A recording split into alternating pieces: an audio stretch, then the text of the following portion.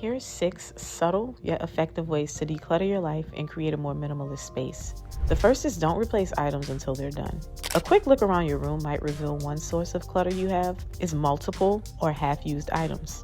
One of the easiest ways to keep clutter at bay is to hold off on replacing items until they're truly worn out or until they're completely finished. Instead of buying new shoes or kitchen gadgets on a whim, make a commitment to use what you have until it's no longer functional or until it's empty. Because if it's a consumable like conditioner or soap, it's obviously no longer functional. You're just going to run out of it. And this not only reduces clutter, but it also encourages mindful consumption.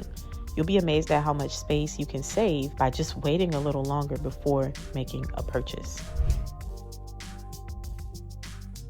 Are you an avid reader? I say this as an avid reader. There are certain books that I prefer to buy, but the library is king. Consider using your local library instead of buying books. Don't get me wrong, there are some books, like I said, you want to have a copy of your own. But do you really need to purchase every single book to read it? Or can we just use the library? Libraries often offer a vast array of titles too without the need to create a permanent collection at home. So sometimes you want a little bit of versatility in what you read, you can just rely on the library. This not only helps to keep your space clutter-free, but it also allows you to discover new authors and genres without the financial commitment because books can be expensive. It's probably my most expensive hobby before I started using my library. Plus, many libraries now offer digital borrowing options so you can read on the go, things like Libby and Hoopla. And if you don't want to rock with the library, you can also do Audible. Tip number 3 is to adopt my favorite one in, one out rule. So this rule, we have to discuss this for a moment. I discuss this a lot in videos, but I think it is so effective. We discuss this here all the time. For every new item you bring into your home, commit to removing one. It can be categorical or it can be overall. And when I say categorical, I mean maybe you don't want to replace any item of clothing until you get rid of another particular item of clothing. Maybe you get very specific and you're like, I'm not going to buy a new white t-shirt until this white t-shirt is done. But when it comes to things outside of your wardrobe, maybe you just keep it pretty broad in general. You won't buy a new piece of anything to go into your kitchen unless you get rid of something overall.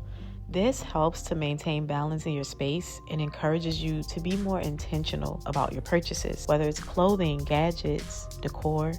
This simple rule can significantly reduce clutter over time, so don't take it lightly. The 4th tip is to embrace multifunctional items. Again, this is one of my favorite things to consider when trying to be clutter-free. Avoid highly specialized items. Look for furniture and tools that can serve more than one purpose.